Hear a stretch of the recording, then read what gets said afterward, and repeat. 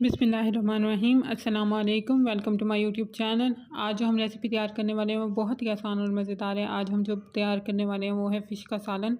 मेरे पास थोड़ी सी मैरिनेट की हुई फ़िश पड़ी थी, मैंने उसी को निकाल के फ्राई कर लिया है। अब उसको हल्का गोल्डन फ्राई होने तक मैंने इसको फ्राई करूँगी। फिर मैंने उसको अलग बर्तन में निकाल लिया। अलग बर्तन में निकालने के बाद हमने घी को अच्छे से स्ट्रेन करके दूसरे बर्तन में निकाल लिया था। उसके बाद मैंने लहसुन, अदरक, टमाटर, हरी मिर्चें, प्याज वगैरह का मसाला बना लिया था। उसमें मैंने नमक, हल्दी और लाल मिर्च डाल के प्याज फ्राई होने तक और टमाटर का पानी खुश्क होने तक हम उसको फ्राई करेंगे। उसके बाद जो हमारे पास फ्राई की हुई फ़िश थी वो हमने उसमें डालकर 3 से 4 मिनट कर फुल आंच पर हम इसको पकाएंगे।